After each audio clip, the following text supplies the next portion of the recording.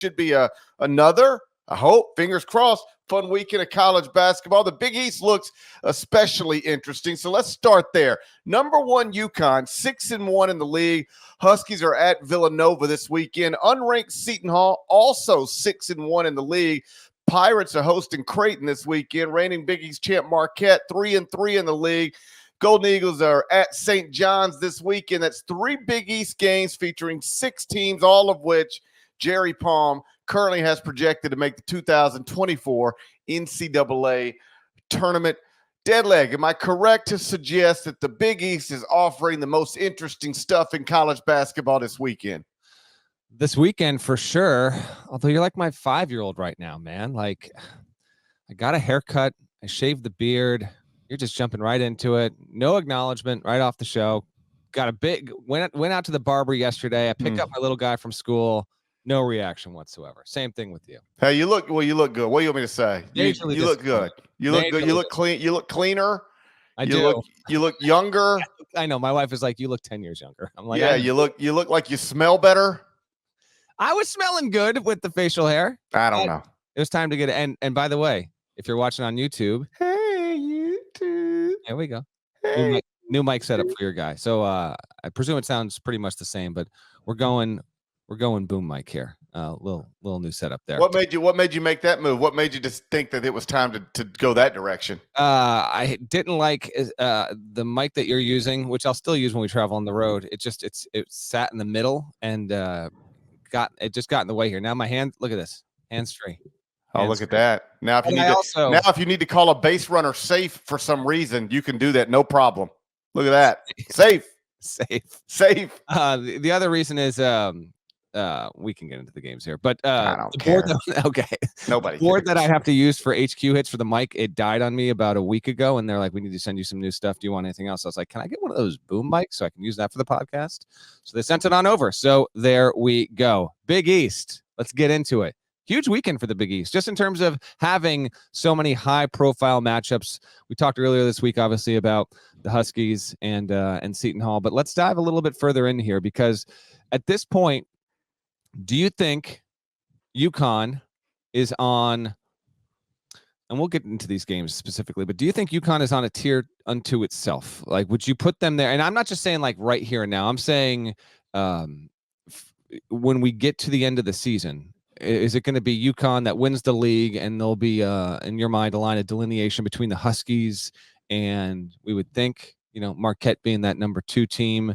But if you want to put, Creighton there, even after Creighton was unable to really get anything going against UConn on Wednesday night in Stores. I'd just be curious if you think that, because that wasn't the story at the beginning of the season, in the preseason, and even into like December, there was definitely a thought that, Marquette's right there and Creighton could be right there. And now I wonder if moving forward, you would separate the Huskies from the rest of the group in the Big East. I would separate them right now, and I would suggest that it'll remain that way through the end of the season. I think they're clearly the best team in the Big East, the least flawed team in the Big East, the most reliable team in the Big East, and the school that's going to win that league championship by multiple games. Ooh, they certainly look like it. I think UConn's got the highest ceiling of anyone in the sport. We said that back in December, just reinforced with the win over Creighton on Wednesday. Donovan Clingan did return. He came off the bench and, he played spot minutes, but they were good minutes. He played 16 minutes in all.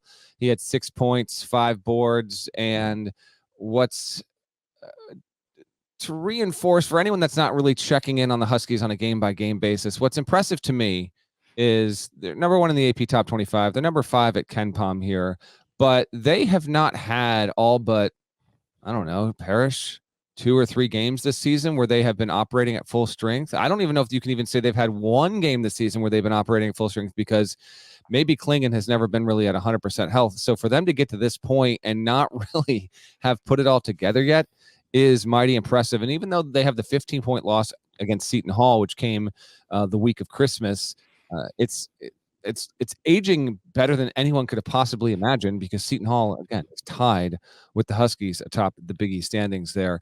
I'm going to agree with you that when we get to the end of the regular season, UConn will be the 1 in the Big East tournament bracket. and it's going to win the league. You said by multiple games? I think by multiple games. I'll stop just short of that. Mark me down for whatever reason. I'll just say UConn wins the league by 1 game. But even if just with a 1-game lead at the end of the regular season, I do think the Huskies will probably be just a tier above the likes of Marquette and anyone else that might factor in. I'm not giving up on Marquette. They've got a game we got to talk about here against St. John's on Saturday, which is a pretty big game.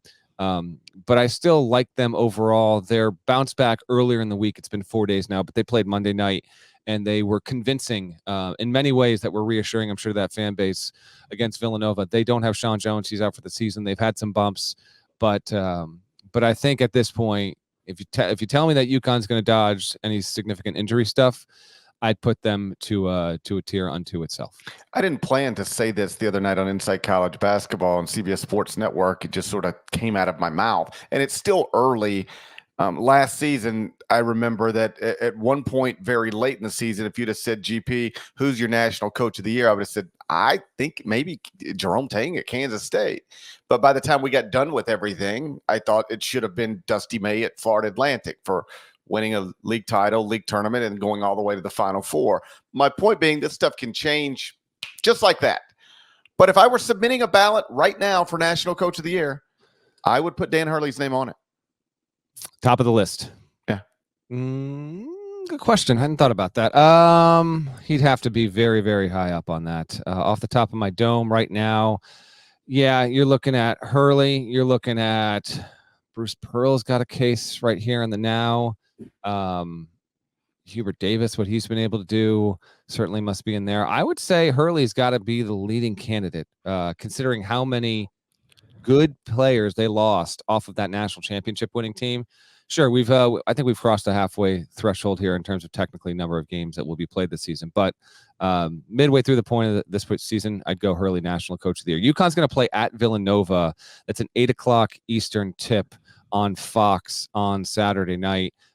Good road test. It's going to be at Wells Fargo Arena. Obviously, a huge matchup there. They're not going to play that at the Finn. Villanova's lost 2 of its past 3.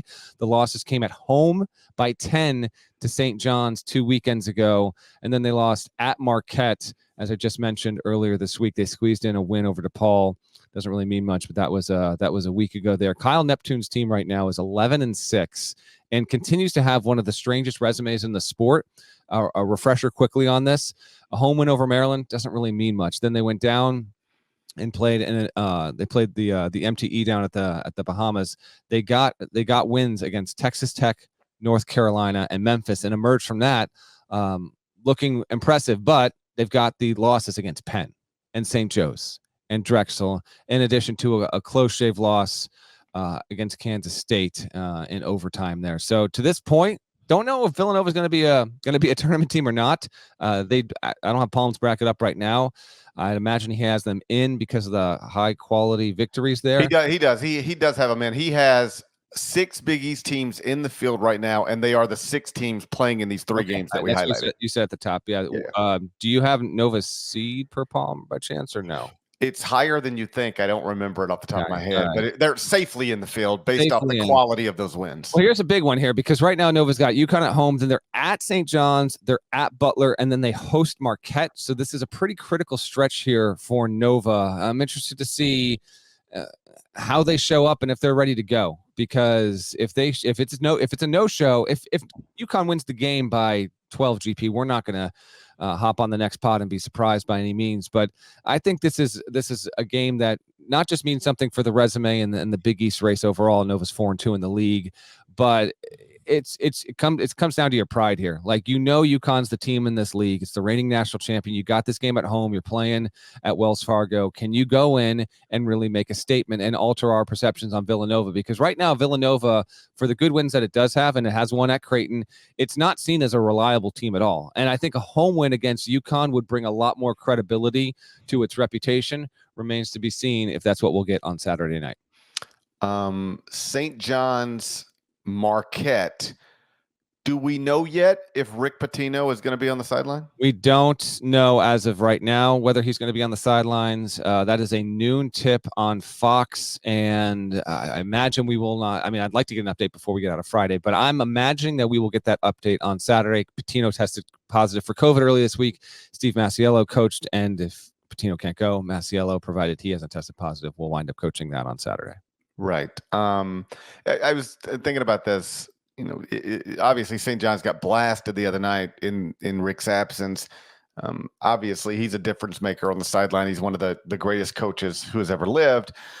We know for a fact that the selection committee takes into account, like, hey, the player was out for these games, and that is something that is at least noted throughout the selection process and the seeding process. Would you treat Rick Pitino the same way? That I imagine they would. I actually don't think, like, let's say Pitino missed the last game and they missed this game, and they lose tomorrow, but then he coaches the rest of the season. I don't think that they would give St. John's the benefit of the doubt for not having Pitino there. And I'm not sure in such a small sample size that they should, because there's no telling that the result would have been otherwise if Pitino was coaching. That's potentially possible, but I don't think with that, I don't think that would be the case. Yeah, I should rephrase the way I put that. I don't know that they would. I think that they should. I would consider that, like, they were, if we will consider they were out there with this team lost these games without their best player. This team lost these games without their Hall of Fame coach. It would make sense to me for that to be a part of the discussion. Anything else on the Big East? You ready to whip around the rest of the country? No, just real quick, just with those matchups. I think it's because Saturday is it's a huge day for the league. We have some other matchups we're going to get to in the Final Four and One. None of the Big East games are going to be picks for the Final Four and One. For Marquette now to go on the road here, can it get a road win? Because it doesn't have one, and it's a good one. But Marquette's last road win was at Illinois back in the second week of the season. It's a wonderful quad one win that will remain that way and continues to age well, but they've lost at Wisconsin and they got rolled. They lost at Providence and they got rolled. They lost at Seton Hall, and it was a close defeat, but it was a loss all the same. Marquette is 3-3, and now you're going to go play at Madison Square Garden. 3 of the next 4 for the Golden Eagles are on the road. At DePaul after this. Jokes about whether that's truly a road game, et cetera, et cetera. Yeah. And then still at Nova to close out the end of the month there. So I'm interested. Marquette St. John's fascinates me plenty. I think that's a really, really tremendous Big East matchup, because St. John's, while also projected to be in the field, it's not a sure thing to get there. And so can you take care of it on your home floor? And then Creighton at Seton Hall, real quick on this. That's a noon tip on FS1. So you got 2 Big East games kind of going back to back on the Fox networks there. Creighton just completely getting shut down against UConn. I thought it would be a better game, 62-48 final. And a lot of that was UConn just putting on a defensive clinic, and it was really impressive to see what the Huskies did there. But now with Creighton, Parrish had mentioned, geez, this has now been a month. He was like, do we really know how good Creighton is? And I said, well, Creighton's good. And I do still think Creighton is good, but road opportunity against Seton Hall for a quad one win. And to me, this is the game where, with Seton Hall having it on its home floor, if it wins this one to get to 7-1, and we'll see what happens in the UConn game, of course. Seton Hall has been put in a position by nature of the schedule to potentially be alone in first place as of January 20th, which is an outcome none of us saw coming. They've got to beat Creighton, and UConn has to go down against Villanova for that to be the case there. But I think Shaheen Holloway is going to get the Pirates into the tournament. They're obviously there right now. What's fascinating to me about the Pirates is the fact that they really didn't have much in the non-con, and now the Big East play started, and it's a whole new team here. But they're not a guarantee to get there, Parrish. And you don't want to blow your opportunities at home against good teams, because asking them to go on the road and kind of make up for that is a hard ask against top 4, top 5 teams in the Big East here. You got Creighton on your home floor. I don't know if Creighton wound up staying out east. They just played at UConn Wednesday. This is a Saturday game. Did they fly all the way back to the Midwest? And I don't know if they did that or not, but it's a tough road swing for the Blue Jays, who could really, really use a quality win. So to me, Creighton Seton Hall is actually one of the 3 that I'm the most looking forward to seeing, just because I want to see how Creighton responds to getting depantsed by UConn, and I want to see if Seton Hall can keep this going. The team has 1 loss since December 9th.